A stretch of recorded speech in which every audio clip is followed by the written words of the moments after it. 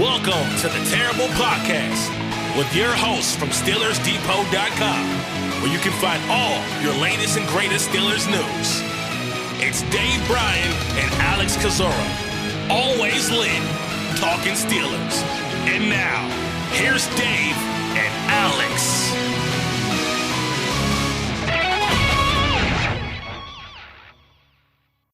Welcome to the Terrible Podcast, Season 14, Episode 22. He's Dave Bryan. I'm Alex Kozora, SteelersDepot.com. Thanks for being back with us here this Wednesday, Steelers Nation.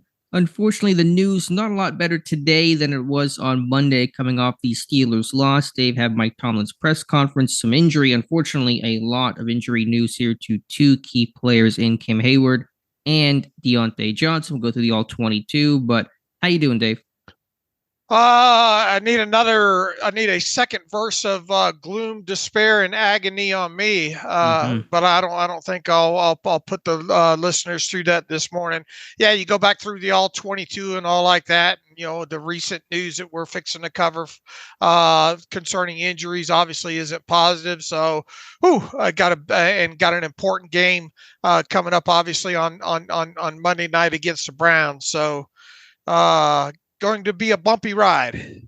That it is. And let's go through just the briefest of housekeeping here. Pittsburgh making a couple of practice squad moves yesterday, and there may be some more to come here. Signing wide receiver Jacob Copeland to the practice squad, releasing a pair of players in cornerback Luke Barku and running back Greg Bell. Copeland added, obviously, with some of the receiver injuries they're dealing with, Diontae Johnson, potentially Miles Boykin as well. Barku and Bell were in camp with the team, and there is a spot now open on the practice squad that may help fill a defensive line injury, offensive line, something else. So that's just one quick, housekeeping thing I want to hit here at the top of the show.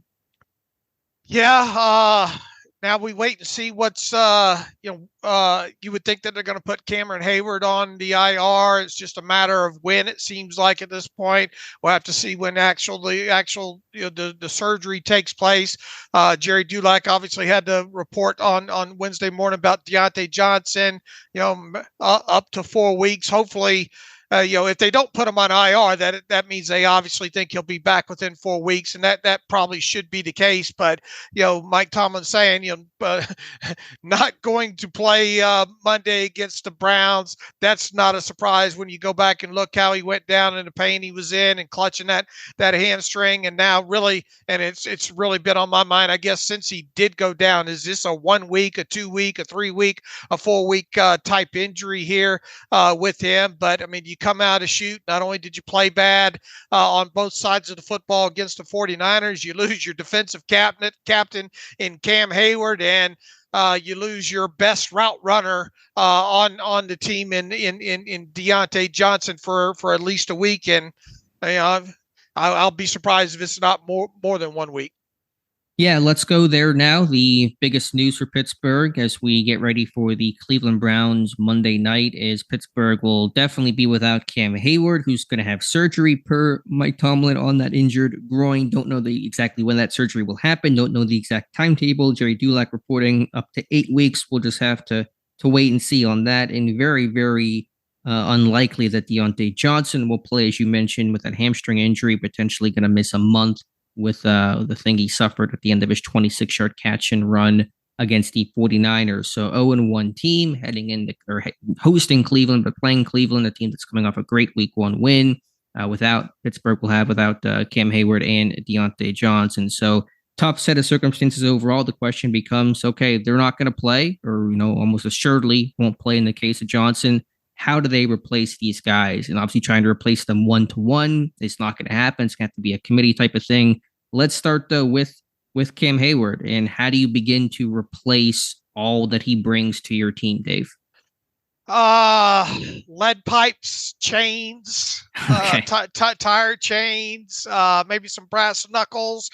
Look, it's a chore. Now here's you'll probably agree with this after. I know it took you a while to get around to the defensive tape and all like that on the All-22. I was able to run through it a second time last night. If there was any half bright spots about the way the defensive unit played against the 49ers, it was probably some of those guys on that defensive line. Keanu Benton, I think, according to your charting, like he played 29 snaps in total. I think like 28 of those he was on the field when Cam Heyward was not on the field. Thought he represented himself well overall. I thought Larry Ogunjobi, and I think I said this coming out of just the TV tape watch, and was excited to get in to kind of see how he played on the All-22 because I thought he represented himself well on a TV tape. I thought he, I think that the All-22 backed that up with him. I thought Leal did a couple of nice things. I thought, look, it wasn't a great game across the board for that unit, but and specifically like a guy like Loudermilk. But I think Loudermilk made a couple of plays in that game. And in fact, you go back and one of those inside kind of twist stunts that he had, he ended up getting a hand on, and good thing he did because that's probably a home run ball if he doesn't bat down that pass there overall. So how do they feel? I think we're going to know. I think we'll get a better idea by the end, by sometime on Sunday or even maybe as late as Monday, depending on when they do elevations. I would expect Braden Fehoko to be elevated from the practice squad and potentially dress as a run, as a nose run defender against the Browns. And then I guess the question becomes who sits between Loudermilk and Armon Watts. Now, Mike Tomlin talked up Armon Watts pretty good in his press conference on Tuesday, but is this more of a, well, he hasn't done anything wrong. He's just catching up to the moving train and had a good week, yada, yada. Loudermilk probably the better run defender of the two there. So, yeah, I think you just stack. You just try to stack this this line with as many of these big boys up front as you can, and hold on. I would expect Benton to play an even higher number of snaps than he did against the 49ers, and it's going to be a grow up game. This might be we might be at the point this early in the season with him where he gets on the field and he becomes then the overtakes Montravius Adams at the very least in the middle of that defense. I didn't think of all those guys up front on that defensive line. Montravius Adams had the best game, and Leal was inconsistent, and Loudermilk was inconsistent. I thought, but I thought Benton and Ogunjobi represented himself well overall, and you're just going to have to mix and match and rotate those guys through, I think, and hope Keanu Benton grows up fast. To the point about who do you make inactive, assuming that you elevate somebody like Braden Fehoko, and I agree, you want an interior, true one-tech plugger against a really talented Browns offensive line that just went for 206 against the Bengals in week 1. But, I haven't done all the math in terms of how that would look. And injuries are going to obviously play a role here, but could you have all 7 guys on the D-line active in this one? Watts, Loudermilk, Fehoko, the whole group, just because depth is going to be tested and you want to try to compensate for losing Heyward and keep guys fresh. I don't think it's we just kind of assume there's going to be one guy inactive, and of course there could be, but I don't think it's a crazy thought given the game circumstances to have all these guys active. Well, and this goes back to other matriculations with the roster that you're going to have. Are they going to have to, what's going on with Miles Boykin? Sure. Could you get in a situation where you have Des Fitzpatrick and Braden Fehoko as 2 elevations? All right, so let's say you have 2 elevations. You would need 7 inactives at that point. And, you would already think that Diontae Johnson would be one of them. And probably, let's say it'll be Mason Rudolph, probably Dylan Cook again. You'd probably have to pick a corner again to be inactive. I mean, Fehoko doesn't have to be elevated, though. In theory, you could just sign him to the 53, put Heyward on IR, and not even call up necessarily Fitzpatrick and just roll with 5 inactives again. Okay, sure. Okay, go that way, and then Well, I mean, if Fitzpatrick was an elevation, though, you'd still have to have six. No, right. I'm saying don't elevate. Maybe you don't elevate Fitzpatrick for whatever reason. All right. Well, then roll back to the assumption that it'll be just 5 inactives again. Mm-hmm. So Mason Rudolph, Dylan Cook, Diontae Johnson, a corner, right? And then just one more, and that may be a health thing where somebody else can't play for whatever reason. Right. So, I mean, I don't think it's, to answer your question, I mean, it's not totally out of the question that you have all 7 dress.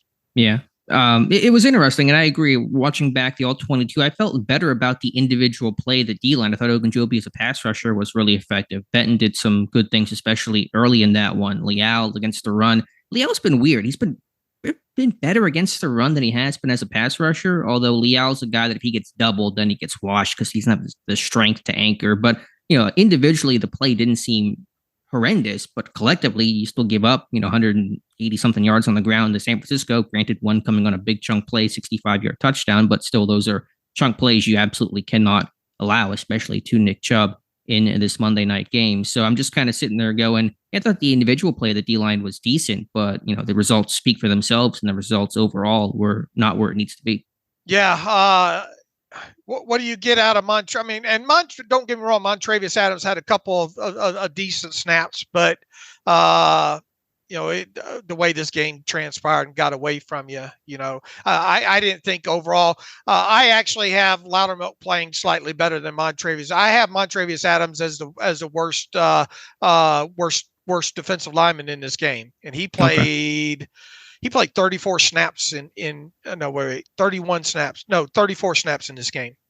Yeah, he could play some more defensive end potentially to help compensate for Heyward. Assuming Watts gets a hat, and he's gonna do that. It just, are you gonna find the consistency that Heyward brings? And the starters, on paper might look decent enough. If you go with say Ogunjobi, Benton, Leal, okay, maybe you can work with that. But how does your rotation look? And when guys get worn down, and heck, Leal's still dealing with that arm injury right now. We don't even know what his status is. Although I don't know if Mike Tomlin named him yesterday, which would probably be a good sign overall for his chances to practice and play in this game. But all the things that Heyward bring in tangibly, the effort, collapsing the pocket, which helps the edge rusher so much. They don't really have another power rusher on this team, interior defensive line besides Cam Heyward.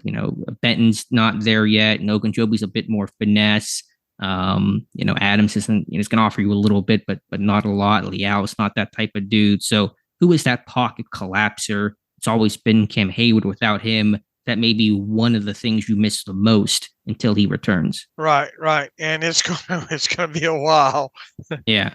I mean, this is just TJ Watt all over. I mean, this guy's going to miss, potentially 8 or so weeks, come back. I don't know exactly when. No one probably knows right now, but, week 10, because even whenever he starts practicing, he's going to get conditioning back in probably 2 weeks or so, whenever he comes off of injured reserve. So we're just looking at TJ Watt all over again. Yep. You lose your, one of your top defenders, and it's not easy to overcome.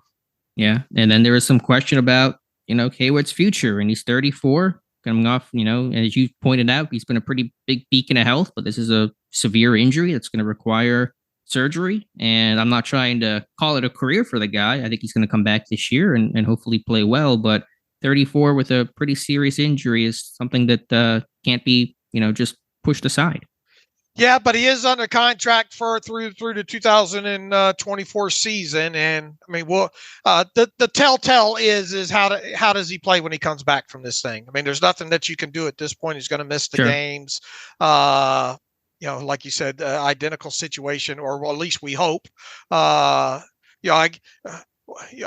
Mel had a great post about it yesterday, right? She expects him to come back, after that 8-week time and be, I guess technically the expectations would be to pick up where he left off, right? But I mean, even that downtime, how long would it take him to, TJ Watt, even when TJ Watt came back last year, he talked about he got nicked, this was still nicked up, and he wasn't the player he wanted to be even after coming back.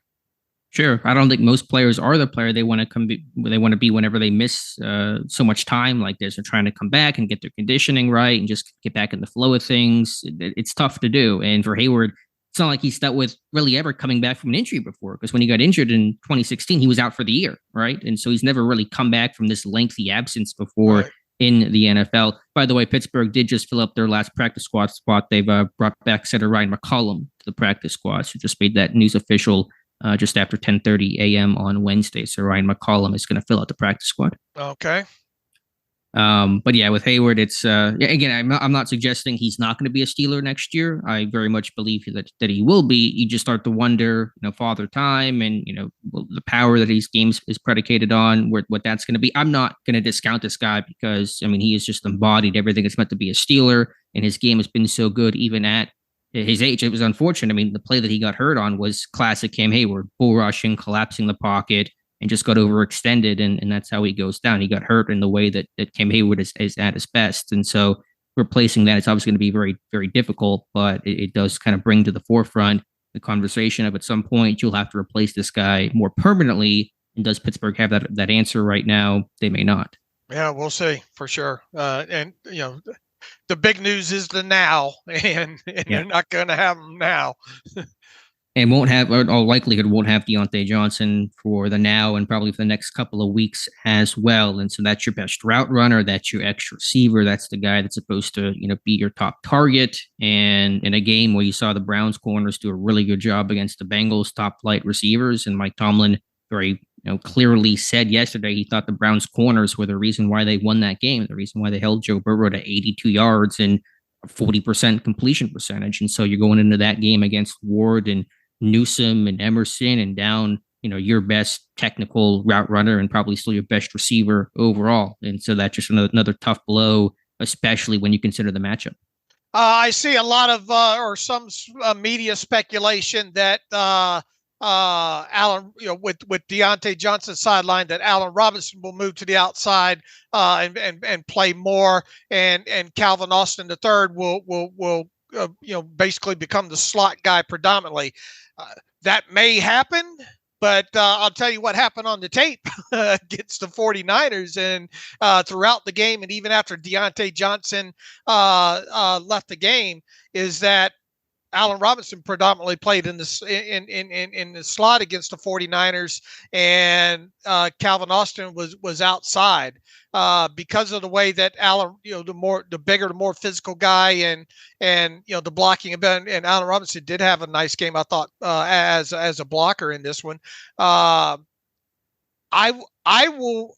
expecting it to kind of go against the grain from what the media's expectations are. In other words, I think we're going to see more of a duplicate of what we saw in that game against the 49ers with Calvin Austin III mostly being on the outside and Allen Robinson the second being inside the slot. Yeah, I'm just looking at some of the charting we just got in from our Tom Mead. I haven't gone through it with a fine-tooth comb, but it appears in the 35 snaps in which Diontae Johnson did not play against the 49ers, Allen Robinson was a slot receiver for 29 of them. And so that tracks with what the tape is saying there. I can try to do the same here with Calvin Austin's numbers briefly in terms of how much he lined up on the outside. Just maybe give me 1 second here. And again, doing some rough math, it looks like 21 of the 35 snaps in which Johnson did not play, Austin was on the outside. So again, that probably validates your thought there. And Austin was an outside receiver at Memphis, and so he's not boxed into the slot. But these guys will mix and match, as you said. But I'm with you. I think predominantly Robinson, slot receiver, zone beater, and then Austin plays on the outside as that vertical, downfield threat. Yeah, and although Austin did play some in the slot at Memphis, he was, if you look back at those seasons and all, a lot of us just thought because of the size and who the Steelers had and all like that the natural progression would be for him to become more of a slot guy. But it's not like he played a ton of slot at Memphis. No, he was, again, predominantly an outside guy, but obviously the NFL, given the size, you want to bump him inside, and then Pittsburgh having Johnson as your established X receiver, made that all the more obvious. But he's a guy that certainly is experienced playing outside, and I'm comfortable with Robinson in the slot for the run blocking, as you said, and just kind of the dirty work over the middle. So, again, they're going to rotate, and replacing Johnson, probably not a one-man job either, but I'm with you on the general probably outlook of how this thing's going to go. Look, I don't care where they line that kid up at. They got to get the ball in his hands more, and get some of that yards after the catch and some of those long touchdowns that I predicted ahead of the season with him. He potentially could be Calvin Austin III. Could potentially be a huge factor in this game if they end up winning, right? Because you have to think that the Browns are going to even pay even more attention to George Pickens now, right? You want to talk about a guy that has he's already frustrated, it seems like, as it is. What if Jim Schwartz's main goal, other than stopping the run, is to really keep a lid on George Pickens in this game? Sure. I imagine that it is the way that it was their goal to try to limit Jamar Chase and T. Higgins as they did so successfully last week. So, yeah, bump and run, roll coverage, take him away, make somebody else win. If I was Jim Schwartz, that's my game plan. Right. That's mine, too. So, yeah, Pittsburgh not in a great place right now to kind of go through some of the other injuries. There might be a slightly rosier outlook on some of the other guys that were in and out of the game on Sunday. I think basically saying that, Ogunjobi and James Daniels, Pat Frymouth, they're, might be limited early this week, but with the extra day, looking like they have a good chance to play this weekend. Chukwuma Okorafor is going through concussion protocol. Obviously, the protocol will dictate whether or not he plays, but Tomlin did not appear to be overly concerned about Okorafor missing this one. No one can say for sure. It's up to the doctors, obviously, in the protocol. But it seems like there's a fairly realistic chance Okorafor will play on Monday night. Okay. Am I missing anything else? I mean, you just hope from an overall health. All these guys that can make their way back. All right, Tomlin speaking. His first Tomlin Tuesday after of course, he has Tomlin Tuesday. He had one before the season, but the first one after the season began. And so what all did Tomlin have to say that kind of caught your attention, Dave? Let's see here. He talked about Cam and obviously losing him.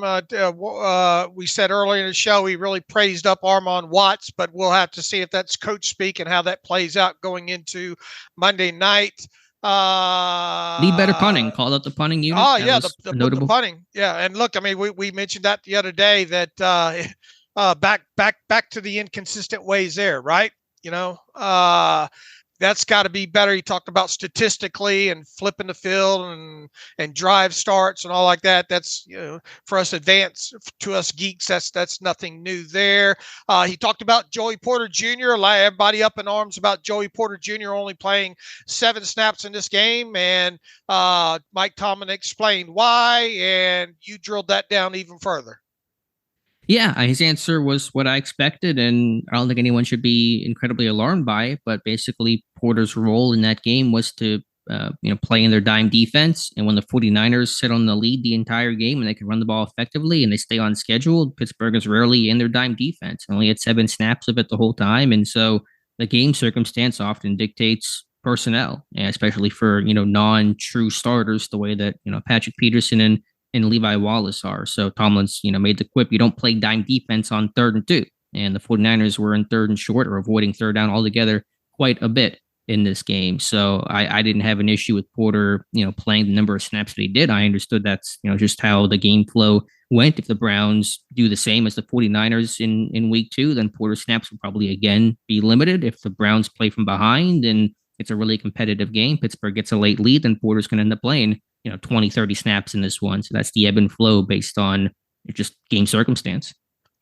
Mike Tom, yeah, a good point there. And look, hopefully you can get the Browns in some 3rd and long situations because, part of the maturation process with Joey Porter Jr. is getting him more snaps. And it's something that Mike Tomlin wishes they were able to do during the preseason a little bit more. He missed the one game due to injury there.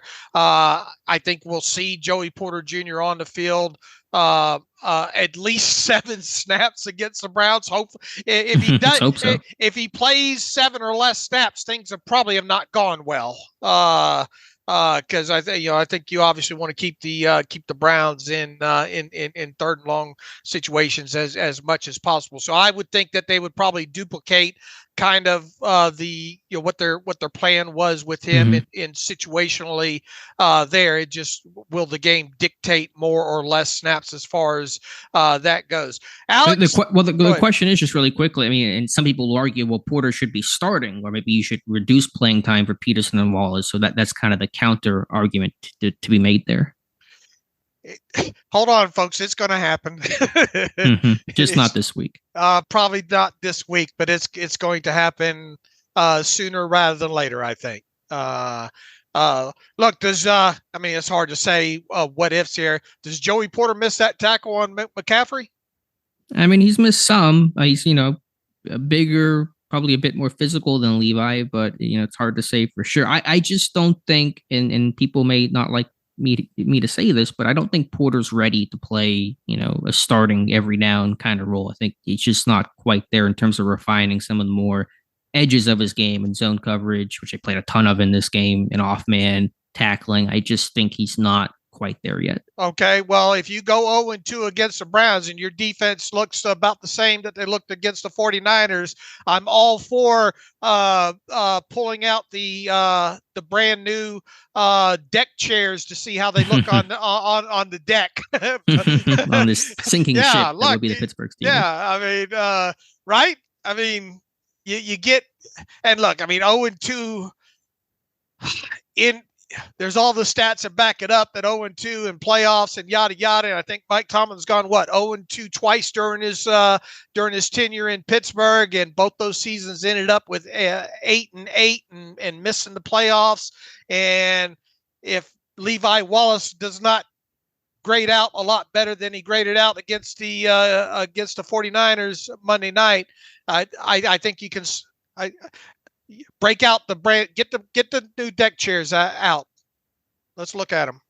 Yeah, I mean, I don't want to put the cart before the horse. We'll cross that bridge if and when we come to it. There's a line to walk, though. Do you play the guy because you're 0-2? Do you play the guy if he's ready? My whole mindset is play the guy when he's ready. And if you play him when he's not ready because you're 0-2, it feels a little bit, let's just do something, and a little panicky. But I understand your point. This guy's going to play more this year, and so I'm not too concerned about the lack of snaps for him in week one.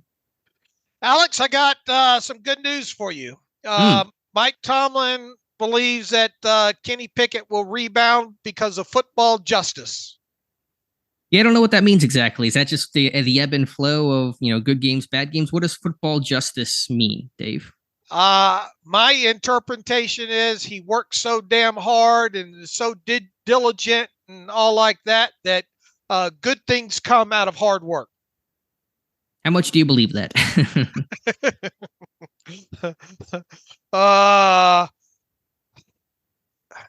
Don't tell me about the labor pain. Show me the baby.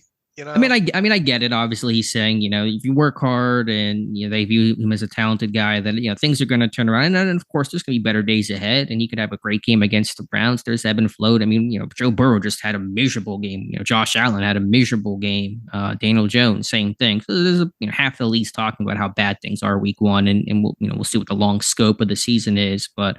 I wrote the article yesterday. It's time for Kenny Pickett to show what he's made of. You got, chips are down. You're the underdog again. You're no longer the trendy favorite. You got a lot of adversity. You're facing a really good Browns team. Time to step up. You're the guy. Be the guy.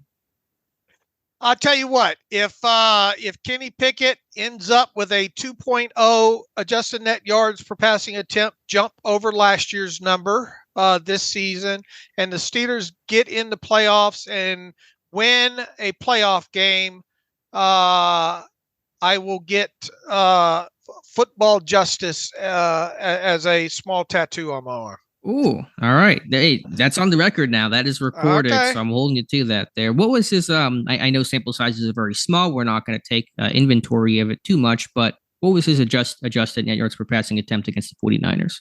I know Purdy was above 7. I know Pickett was not above 7. Not great, Bob.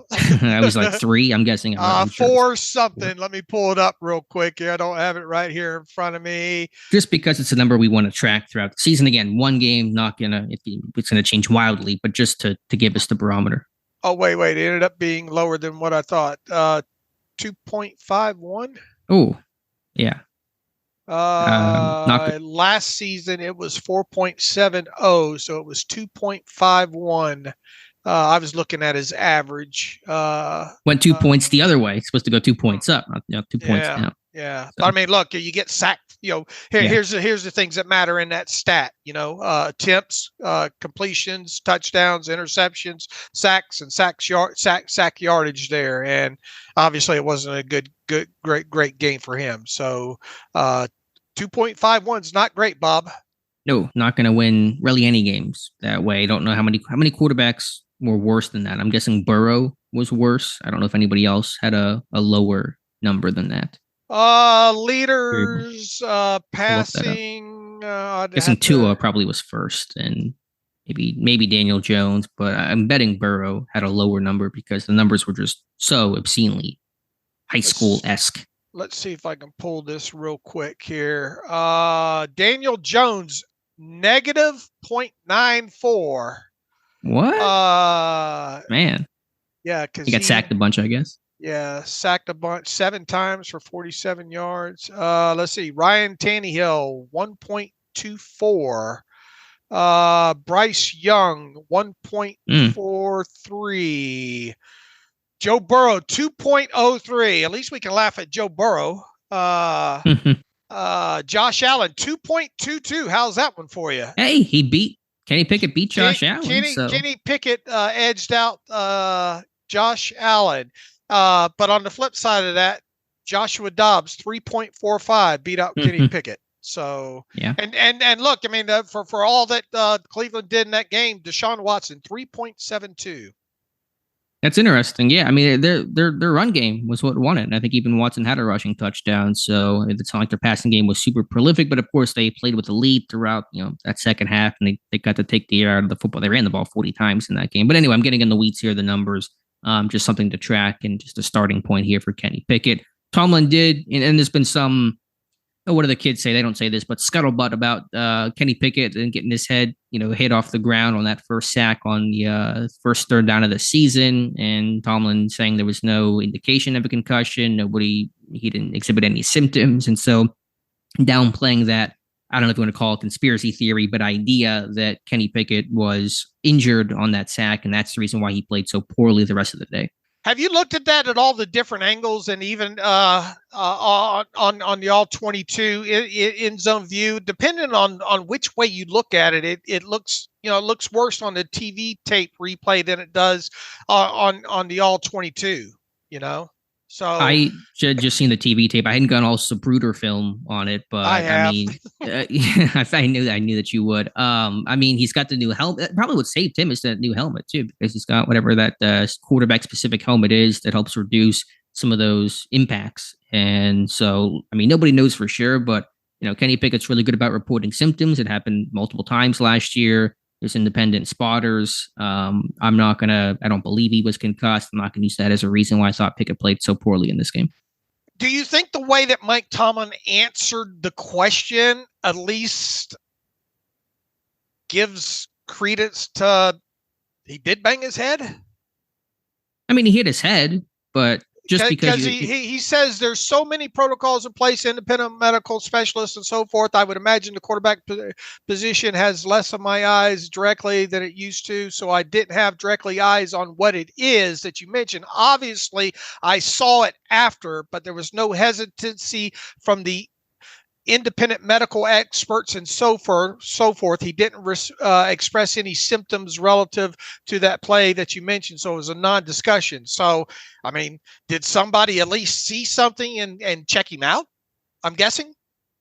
I don't think anybody did. Did it get that far? I mean, but would they have to report? Do they have to report that he's getting checked for a concussion? Someone would have noticed that if he's getting checked for a concussion, if he's going into the blue tent or the locker room or just being attended by trainers, they're going to it's the quarterback. They're going to capture that. So I don't believe he was ever checked. I mean, the spotters look and they're viewing these things. And if a player shows any symptoms as they come off the field of instability or anything like that, that's when they get alerted to be checked out. But I think Tomlin's saying is there's so many eyes on these guys that Tomlin's not looking at it super intently because others are. And there's no indication that Pickett was exhibiting any sort of symptoms. Here's my 30,000 after examining all the evidence, Your Honor. Oh my goodness. Here is my 30,000 foot takeaway on all of this. Mike Tomlin and the Steelers have been pretty adamant about not fooling around with concussion and protocol and all like that. And especially when you take into account last year and a couple of instances that Kenny had, if they had any question whatsoever about this, he would have been yanked out of the game. Yeah, 100%. I think this is a non-story. I think people are just trying to find a way to, oh, this is why Pickett played poorly, and try to maybe make themselves feel a twinge bit better, I suppose. No, I mean, I don't believe there's no evidence, at least, that he was concussed or was injured in any way. He just, to me, had a bad game. All right. What else Mike Tomlin say that capture your eye? Mr. Chubb. He loves saying, he said that last year, right? Didn't he? Did he keep calling Nick Chubb Mr. Chubb? I believe so, but he went out of his way to say it a couple of times on Tuesday. I was going to look it up and see if Tomlin called him Mr. Chubb last year, but I was really afraid to search Mr. Chubb. And probably would not get results back in Nick Chubb. So I passed on that one. But yeah, he's obviously spoken highly of him. That's probably already in your search history, isn't it? Yeah, I had to clean my search history and my eyeballs after looking that up. But no, Chubb is the center point of that offense. Obviously, he ran for 100 yards last week. I know they've talked about reducing his carry some. I don't know if that mission was really accomplished in this game. Well, I think Jerome Ford, got a fair amount of snaps probably late in that one. But yeah, I mean, the Browns start with their run game, and the run game starts with Mr. Chubb. All right. And if they don't shut down Mr. Chubb on Monday night, it's going to be a long game, plain and simple. And that's pretty much what he made clear. What did you think about his comments about Desmond King? Not really a whole lot to make. I mean, I just, understand he's a guy that got here pretty late, and, Tomlin didn't seem to, make too much of a comment about it, but kind of like Armand Watts, where he just kind of moving train. And of course, Watts has been here a whole lot longer, but I think King probably is active for this game. You want a physical nickel corner to help, tackle the run, play the backside, blitz a little bit. I don't know for sure. And I was wrong. I thought King would be active against the 49ers, but I think King dresses in this game. How many special team snaps did Chandon Sullivan play in this game? He played 11. Okay, maybe more than I thought, but that's more. If you would have now, I haven't pulled the special teams tape yet, but if you would have asked me before I looked this up, I would have guessed that number would have been lower than 11. Yeah, but now you're dealing with the 47-man roster on game day as opposed to preseason when you got a full 90 to play with. So guys have to start. Porter only played 2 special team snaps. I thought he might have played some more. I mean, he's not giving you a ton of value unless you're in your dime defense a lot. But that was kind of interesting overall. There's some guys on the back end of this roster that probably aren't seeing a lot of action, even though they're dressing. Right. So we'll watch. We'll have to see what that decision turns out to be come Monday night. And how many did Elijah Riley play? I'm guessing was similar, if not more, in this one. I have yet to go through. 17 core guy. Here were your core guys. It seems like we'll start at kind of the bottom here. Landon Roberts with 14. Then it goes Pierre, Killebrew, Mark Robinson, and Riley, all with 17. Nick Herbig, 20. Yeah. We figured he'd play a lot there. And then on the offensive side of the ball, Connor Heyward, Miles Boykin were core guys at 17 each. Okay. Yeah, I figured that. So we'll see. I mean, do you think King is going to dress Monday night? I don't know. Okay. I don't know. Okay. Because of kind of the way Mike Tomlin answered that question, because of what exactly did he say? Can you jog my memory here a little bit? I have it tracked somewhere. Let's see here. He says, let me find it here. I'll let the week tell me, man. I'm not worried about his level of conditioning or health. We checked that box before we acquired him, but knowing what to do, how and how much he communicates, infusing him into a group that already includes some new people. And so I'm just talking out loud about some of the thought process that goes into discussion about when and how we infuse him into it. My main takeaway from that is I would lean that he will not dress just from those words, but that's all we're going on. Yeah, it was a pretty soft answer, but Tomlin, I'm sure does not know for sure if he's going to dress or not. Those determinations to be made based on how practice goes, health, all that kind of stuff. So we'll see. Anything else Mike Tomlin said that caught you? I think his comments at the end about praising the job the O-line did in pass protection caught a lot of people's attention. I think there's probably a good deal of pushback there when you see how just poor the offense was in general. Kenny Pickett sacked 5 times, but watching the All-22 and kind of segue into this, Dave, I thought the pass pro was actually, given the circumstances, the lack of a run game, just because they played from behind the entire day, I thought the pass protection actually was pretty good. I'll take serviceable. I mean, it was not I'll take a little lower than that. Okay. Well, how would you describe it? Inconsistent. Okay. I mean, it's also like you're facing a really talented 49ers rush. I mean, and they're pinning their ears back the entire game, essentially. You threw the ball, 50 times in this one. So I think just given the circumstances, I thought it was good. I thought it was your good coming out of the TV tape. Okay. I mean, there were certainly problems. Getting into the All-22, it looked less than good. Sure. I mean, again, there were problems, but when you're playing from behind against Bosa and Hargrave and all these first round dudes, there's going to be some problems. So I mean, I posted the one clip of Malu getting beat so bad the D tackle thought it was a screen. Like that's how bad he got beat on that rep, which you rarely see, but it has happened before. So I mean, I recognize Dan Moore. I thought speed the power, still struggling with that as punch. Being able to refit his hands, problems there. Some stunt pickup issues a little bit later in that game. So there certainly were problems, but just the totality of it all. I just think when you see 5 sacks and see how bad this passing game was, the O-line was better than you might expect. And they barely ran the ball as well, too. So we don't have a good gauge, although on the limited runs that they did have outside of the wide receiver blocking was okay on that run by Najee Harris there. But I mean, but you have 9 total runs in this game, and one of them, I guess that was technically a pass to Austin on that early jet screen. Mm-hmm. But I think we talked about that the other day. That wasn't going to work the moment that you tossed it to him. But look, I would like to see this team try to make a more concerted effort to run the football for sure, because that would take a lot of pressure off Kenny Pickett if you're able to do that. Oh yeah. I mean, the whole offseason was built around being able to run the ball and be what they were the second half of last year, but be a better version of that. And they really never got the chance to get in rhythm and show that. I mean, I think run blocking for the O-line and the small sample size that it was not good.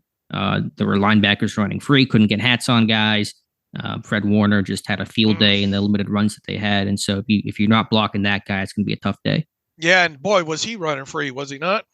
Oh, yeah. I mean, he just was dominant, coverage, run game, either just not getting a hat on him at all, or, Dan Moore on one rep was late to work to him, and Warner scrapes over the top and makes a tackle. I mean, he was just teeing off on the backs all day. All right. We done with Tomlin? Yeah, you want to get into not literally. Well, so most many people are. Yeah, most are. Yeah, I'm not calling for any firings here, but let's talk all 22 now. Dave, reviewing the tape. Let's start with the Steelers offense since we're already talking about it. Your takeaways, Kenny Pickett to the All-22, the offense in general. What are your thoughts? He missed some plays. I'll tell you that.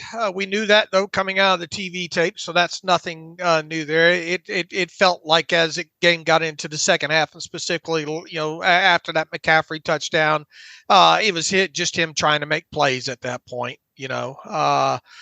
Obviously, the accuracy was not there, and I think we both have pointed out at this point here, one of those early misses to Allen Robinson, probably on Robinson for, I think there was a miscommunication there. Pickett thought he was going to settle in that soft area of the zone. Mm-hmm. Robinson kept trying to run, looked like he was trying to run through it. The ball was behind him there.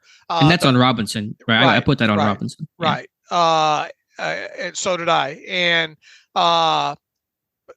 that early miss on the dig to Diontae Johnson, man, it looked bad enough on TV tape, but when you go back and you look at it, however you want to look at it on the All-22, most notably the press box view, that might have been a touchdown, Alex, if he hits him. Yeah, there were a couple. There was one defender left, and there was a wide receiver with him. Down there, there's and one man to beat, and he's running in stride, and the guy trailing him, I don't think was going to get him at that point. At worst, that's a double explosive play, I think. Maybe even I don't forget how far out they were, but that might have been a touchdown right there that he missed. Diontae just feels like the most cursed receiver. I mean, that could have been a touchdown. The one at the end of the half certainly would have been a walk-in touchdown. Granted, they did score in that drive a couple plays later to Freiermuth, but I mean, Diontae, now he's hurt. I mean, this guy just can't buy a touchdown at all. But yeah, that was a miss. This one's not on Pickett, but you had the great clip. I think you posted even on Monday that Calvin Austin getting open on that bending crossing route, and the defender slipped and fell down, and that's a touchdown. If Pickett, there's some pressure, he bails out to his right away from where Calvin Austin was running. So you look back on some of those plays and say, man, just a little bit, this, that, you clean this up a little bit, and you have a couple of explosive plays. Yeah, and some people said, well, he still should have anticipated and been able to lob that out there. I disagree with that. He had to get out of that pocket at that time there, and I don't think Austin had totally come out of his break at that point. And obviously, the defender I don't think had fallen down or was either on the way down at that point and all. So there's I put that just on poor protection. So that goes back to the offensive line. If you better pass protect, maybe some of these negatives that are sticking out as far as the offensive line are swaying me from your good to less than good. Now after seeing some of these things here, but sure. they definitely could have that would have been a big play had a protection held up. Yeah, no, absolutely. But I mean, I thought both interceptions were really bad reads by Pickett, him just forcing passes. Even the first one to Diontae, we don't talk about too much. I mean, they're running a smash concept. 49ers are in man coverage. Pittsburgh's probably thinking they're going to get cover 2 on that play.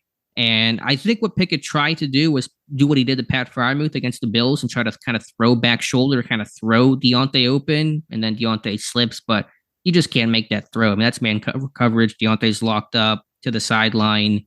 Either take the sack is not the worst thing in the world there, or throw the ball away, scramble, whatever it is. But that's forcing a throw. And then certainly the throw to Connor Heyward late in that game against cover 2 with Warner running downfield. You just can't make that play. It's a dagger concept. Robinson's coming in underneath where the linebacker's clearing out. That's a completion.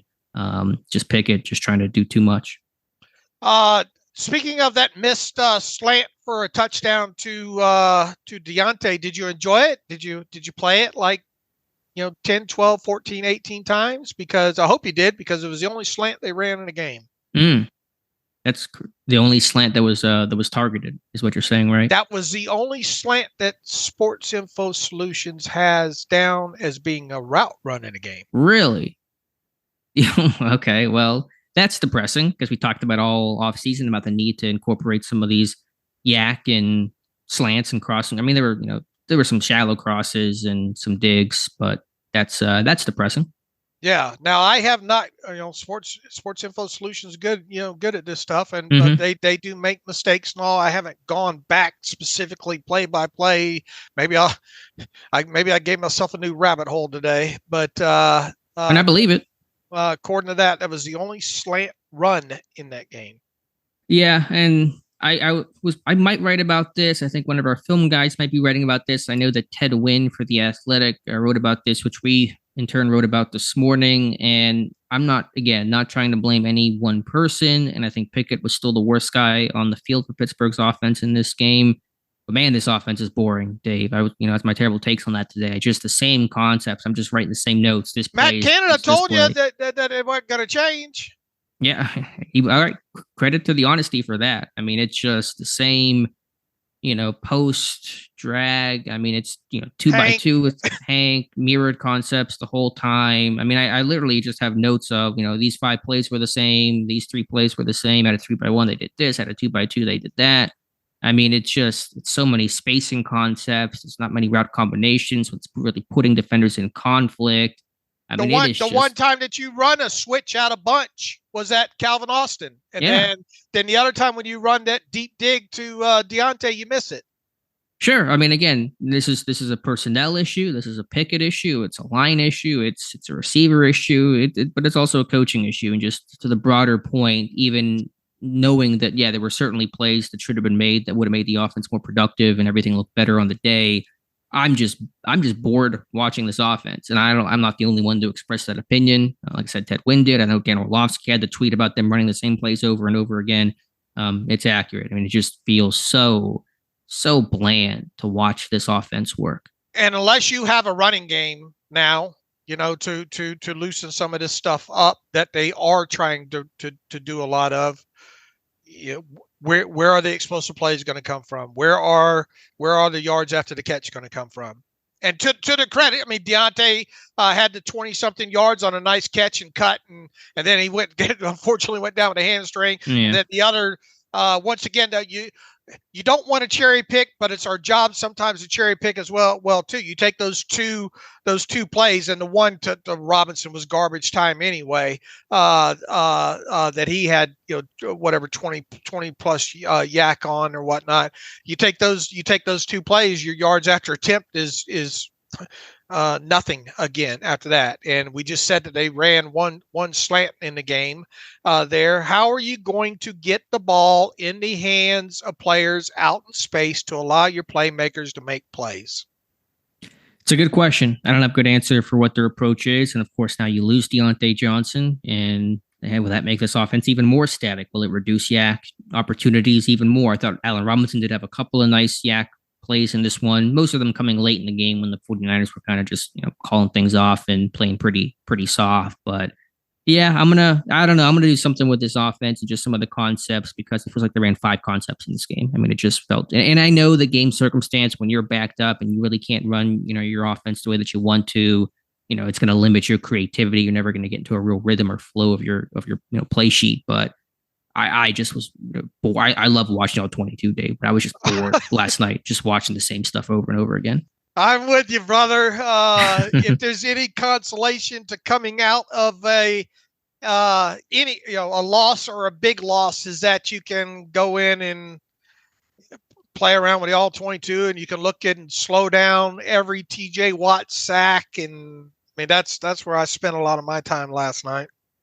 Yeah, I mean, I think watching the O-line is pretty fun. I like watching the different concepts and schemes and different sets these guys use under Pat Meyer, but the passing game just felt really dull. And again, I mean, Kenny Pickett can't make some of these routine throws, then, it's hard maybe to call more advanced stuff. But maybe I'm too repetitive, but I just feel like this offense is so based on individual guys winning their matchup as opposed to good route combinations that really stress a defense.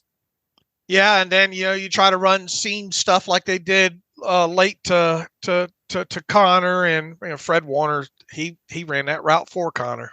Yeah, but Pickett can't make that throw. Like, I have no problem with the play call there. Sure. You can't make that throw. I mean, Robinson didn't run that route super hard, but he's coming underneath, and that's that's why I go back to what I said earlier in the show. I think Pickett was just frustrated at that point, wanting to make things happen. Yeah. And he's got to stop doing that. He's got to take what's there. Take the small profit, I guess. Even, small profit is better than turning the football over. Mm-hmm.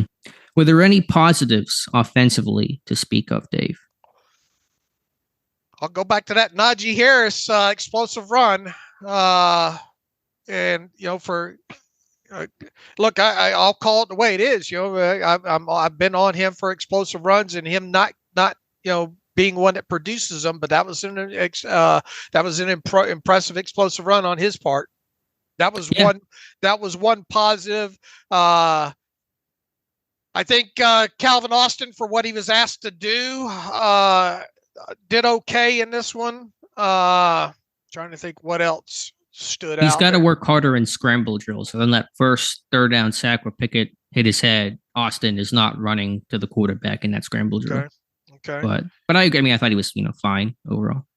That's not too many positives on offense overall. Washington and his pancake of Bosa. Yeah, that was a nice play. I thought Washington. I mean, that's one play. I don't know if I try to look at that thing 18 different times to see if maybe Bosa slipped a little bit. But thing is, I tell you, one of the impressive things about it is about all that is Washington popped back. He didn't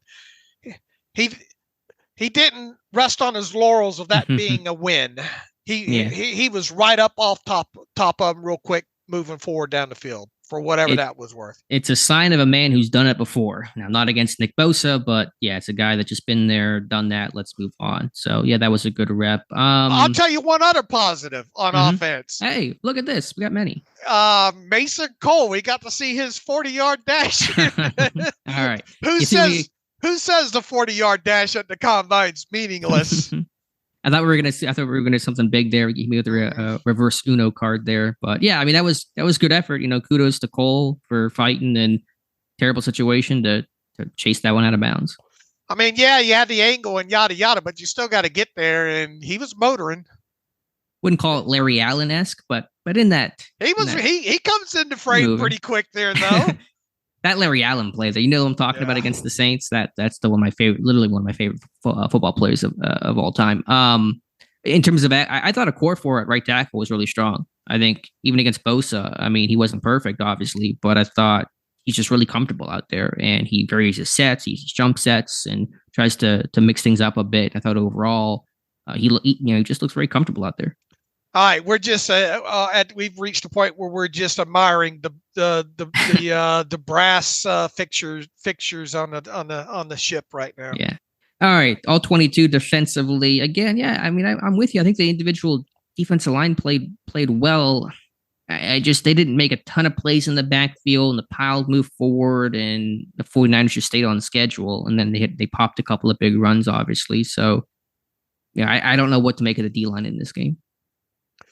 They could have used Heyward, I'll tell you that. A healthy Heyward, but even that, I don't know if it would have been enough because the 49ers were doing a good job mixing in the run, staying ahead of the chains, and had Brock Purdy getting the ball out fairly quick most of the time. Really, most of the time when he held the ball was when he got in trouble, right? With TJ Watt there. But we already talked about defensive line. I thought, going back through this thing, I thought the outside linebackers played really well for the Steelers in this game. And that's obviously Watt. I thought Highsmith, he didn't have, a lot of as far as pass rush and stuff goes, but I thought against the run, he represented himself well. I thought Marcus Golden, that's one thing we talked about when he was signed, right? This guy crashing down and making plays against the run. I thought he represented himself well. And I thought Nick Herbig, for the limited amount of snaps that he played, represented himself well. So I don't think, if you want to look at pointing fingers on a defensive side of football,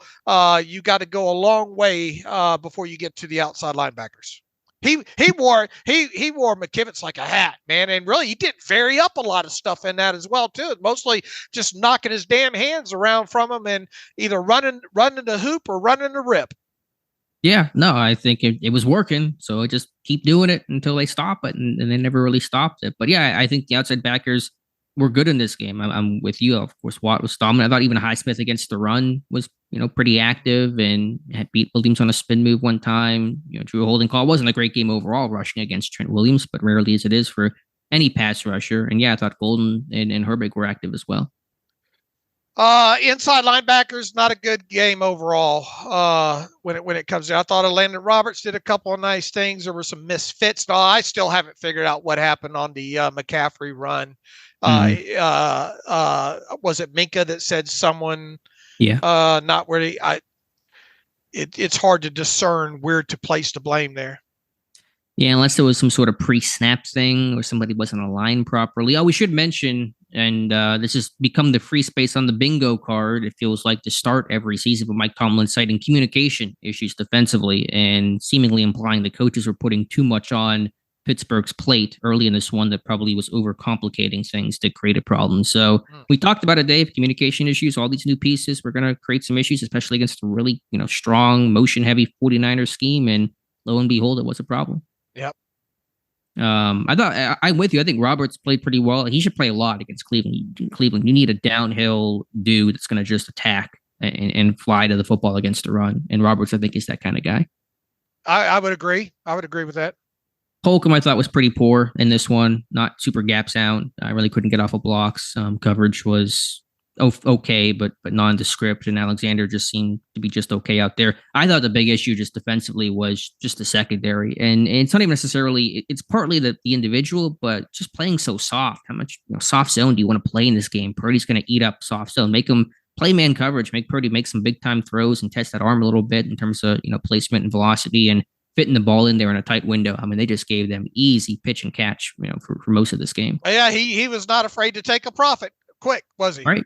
Yeah, that's the remote is stay on schedule, and you can take a profit when your run game's working like that. If you're in 3rd and 12, you can't take a profit. If you're on 2nd and 11, you're trying to get those yards back in a hurry. You can't take 4 yards there and just move the sticks and be in 3rd and 7. So Pittsburgh never really varied up their scheme too much, and I mean the 49ers ran they got 3 completions downfield, like 15 yards on the same stuff, just 2 by 2, and they just ran a curl underneath, the hold the underneath hook defender, and they ran a dig behind and got like 3 completions off of that. So I thought the secondary, just the play calling was poor and the execution was not very good either. Right. I would agree. What did you think on that first touchdown to Peterson? I know Richard Sherman's chimed in on it too. Yeah, Peterson's talked about it. He thought he got too much depth there. You don't want to backpedal in the end zone. I know he's playing outside leverage, and I understand. I know Sherman said, make him throw the out, but single high safety, you're playing with outside leverage to try to funnel it inside. I mean, he slips. It's just there's a lot going on there. And the safety, Sherman thinks the safety should have turned back inside, and I mean, there's a lot. Even if all that happens, and even Peterson doesn't slip, and safety lets the guy go through the zone there, that's still probably a touchdown. Yeah, I think so. So not a great play call, good execution by the 49ers, just kind of a mess all around. Mm-hmm. I mean, I'm trying to evaluate Peterson's performance. The slipping is, hopefully that won't happen again. Ayuk, apparently that was the most improbable catch of the entire week, was that second touchdown Ayuk had on Patrick Peterson. So you sit there and say, okay, you got a slip, you got a really good catch by the 49ers. Peterson did have 2 breakups, nearly a pick there. I think his game was maybe a bit better than what the numbers suggest, but obviously for all the talking he did prior to that game, you get 2 touchdowns on you. They're going to get a lot of talk back at you after the game. Let's see. Calvin Austin this morning said he's ready to move inside if that's the plan. All we have to do is all we'll have to step up for the loss of Diontae. Now I haven't listened to the entire question here, but that goes back to kind of what we talked about earlier in the game. Is he volunteering, or was he asked? Was he asked specifically, will you move inside? So it'll be interesting. Once again, if you go off of what happened in that game against the 49ers, and even after Diontae left, that you would think that he's going to play outside more. Yeah, I mean, the numbers dictate that, so we'll see. I don't know what the question was. Again, they're going to mix and match. It's not going to be you're an outside guy, you're an inside guy, and they're never going to change that. But I'm based on how it went, I'm expecting Austin to play more on the outside. But here's the thing: if he does play inside, don't have the tells related to what you're going to do with him on that, right? With some of the Jets or what, just mix it up in the snaps that you are going. Here's the good thing: at least when Calvin Austin was on the field, it didn't seem like there was a red flashing light on him. No, he's a receiver. I mean, he's not a gadget. I mean, he can be a gadget guy, but he's not just a gadget guy. He's a true and blue receiver. That's what he was at Memphis. I think that's what he's capable of being. Just really quickly to go back to the offense. Pittsburgh ran more RPOs in this game than I thought that they would. They really haven't shown RPOs in camp or in the preseason. It was interesting, though. I don't know if Pickett threw once on any of the RPOs that they had. He just handed the ball off each time. And some of them, sometimes that's the right decision. It's based on box count and coverage and all that, but just had a note there that there were more RPOs, and I don't think Pickett threw once on those RPOs. Oh, you gave me another rabbit hole to go down today. Yeah, so there's that. Any other final thoughts here on the All-22 in this one? Yeah, I just think coverage-wise, just really soft, really loose, and it was not effective. Yeah, I came to the same conclusion. It was a team loss. Yeah. All right, Dave, what else do we have here? Any other news of the day that we're missing that we need to address? I mean, a bunch of workouts they had on Tuesday. Much of that is because of the injuries they're dealing with. Again, signing Jacob Copeland, former Florida Gator, and Maryland Terp. They did bring in Kyron Johnson for a workout, who I think an interesting pass rusher. I think he was with Philadelphia, Andy Weidel connection there, but he has not been signed. All right, shall we get to the email machine? Yep, let's get through a couple of reader emails and close out today's show. All right, Chris Wade. Guys, if Matt Canada says we need to score more points tomorrow, I just might lose it. Thanks for the cut.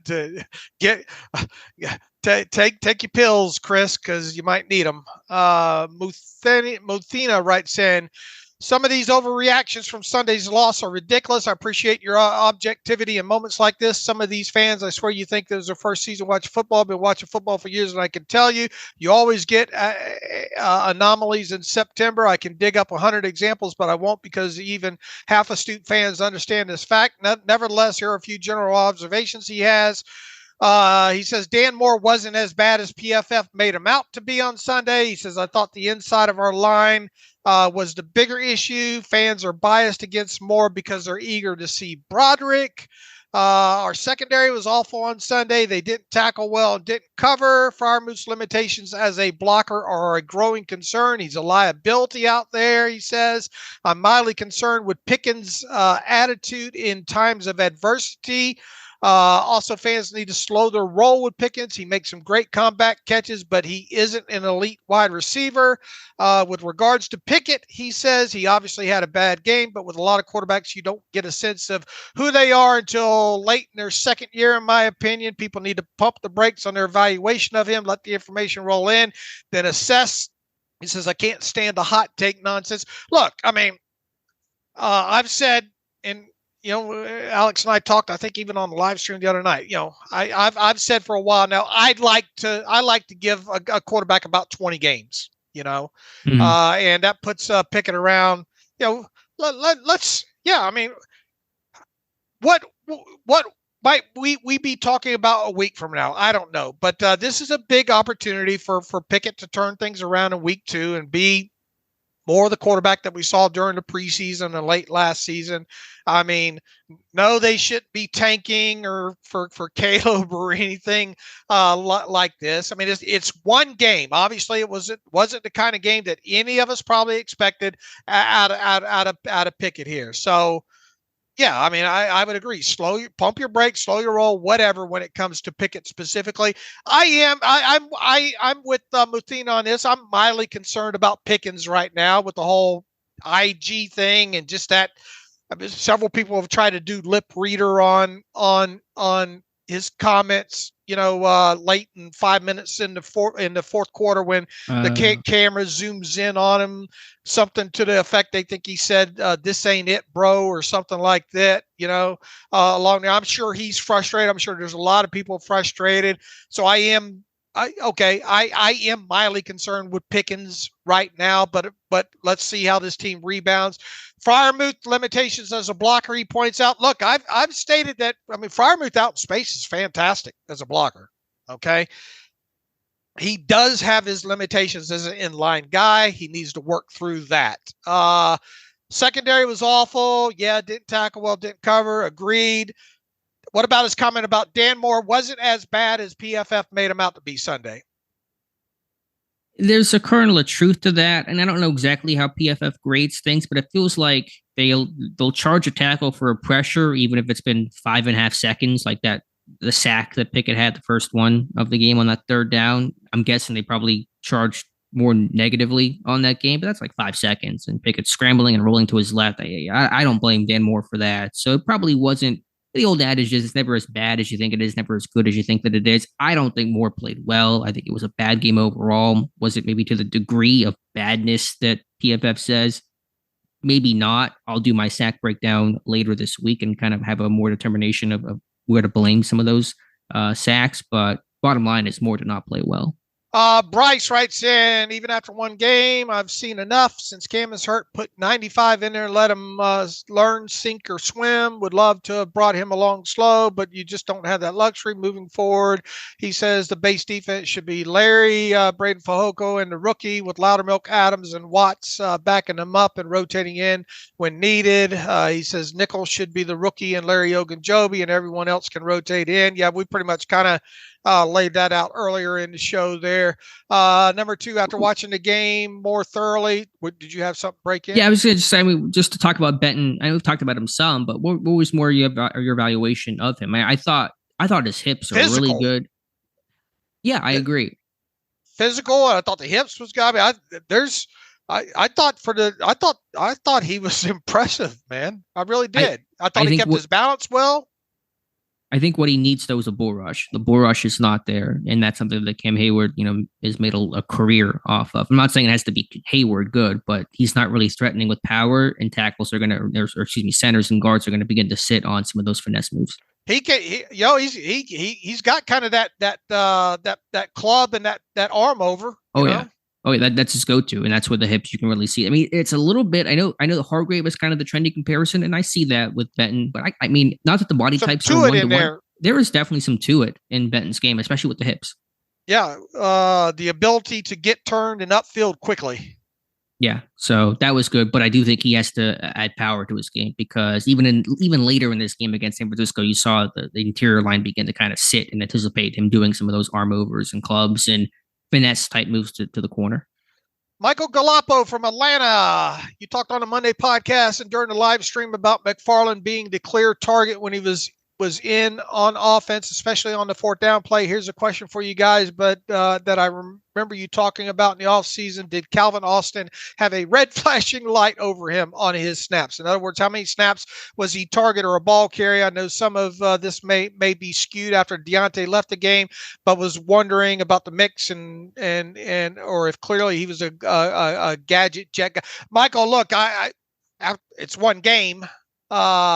But at no sense, and he played quite a few snaps in this game, and mostly obviously played outside, but did play a little. I never got a sense that there's Calvin Austin, look out, flashing red light, he's going to get the ball. I didn't get that sense after this one game. I don't think that's going to be the sense moving forward. If anything, at this point, I almost wish there was a red flashing light on him now, because with Diontae out, they got to get the ball in his hands in space. Yeah, no, this is not Tree Archer, Chris Rainey, any sort of gadget thing like that. McLeod, Switzer, that was so just confined to the line of scrimmage. I thought if anything, McFarland kind of had the light on him. They have some fourth down plays kind of built in for McFarland, including the one catch that he had. So I think that's interesting approach there that they kind of built a fourth round package for Anthony McFarland. Chris Warren, during the Sunday pregame shows, several national analysts picked the Jets to win the Super Bowl. These guys never seem to look past the skill position players. There are very few quarterbacks who can be good, let alone great, with poor offensive line play. In Ben's last few years, he certainly wasn't as good as he was in his prime, but how good might he have been with a better O-line? P.S. Kenny had one bad game, and the O-line play wasn't particularly good. People need to take a deep breath and relax. Yeah, we'll look. Let's see how he plays against the Browns. Aaron Rodgers playing again? What are your quick? I was just gutted to see that happen on Monday night. But does he play next year? They can get out of the deal. I mean, there's a lot of dead money involved, but depending on how they're I tell you what, Aaron ain't going to be happy if they draft a quarterback early next year. By then he'll have decided. I think it's his decision. Achilles is such a tough. Me and my wife were talking about this. It's rare that you see it, I guess, generally with a quarterback and all like that. But a quarterback at it's a tough injury for anybody to come back from. And you're talking about a guy that's already limited in mobility as it is. I will admit, the thought crossed my head that we might have seen the last snap of Aaron Rodgers. I think it's possible. I think, though, he comes back. I don't think he wants to go out this way, given that he was so excited to come to New York and just doesn't want to leave on a literal 4 snaps into the season. But yeah, it has not had. I mean, 39 Achilles. Marino tore his Achilles when he was 32, and he came back and played another 5-6 years and played well. But there's not a lot of track record there for the position. Brett Nile writes in, we'll try to power through these. He thought Calvin Austin should be on, I'm going to keep this brief. He thought Calvin Austin should have been on Alex's winners list. I mean, 6 catches with 37 yards. Is that win? I mean, it was a tough day for winners in this one, but that to me, that didn't clear the winners bar.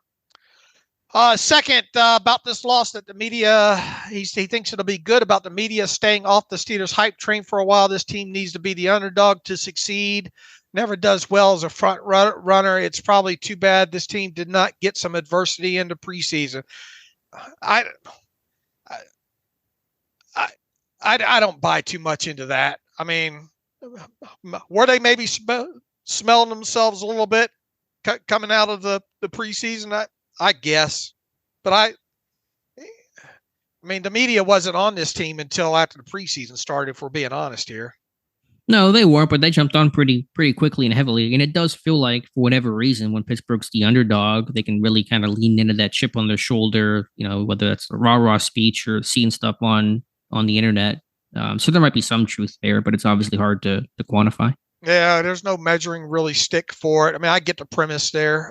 Brett, number 3, I'm disappointed but not surprised in Pickett's game. For all the Kenny stands and haters, I'm going to say this. Welcome to the world of second-year quarterbacks. All second-year quarterbacks are up and down, blah, blah, blah.